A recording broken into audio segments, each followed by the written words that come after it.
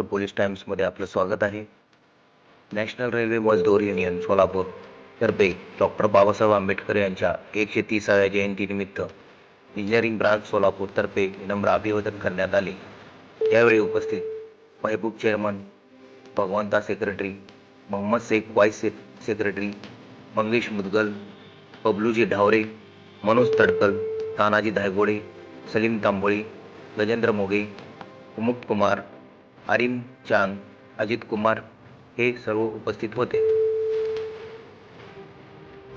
Maharashtra police times चॅनलला like आणि subscribe करा. धन्यवाद.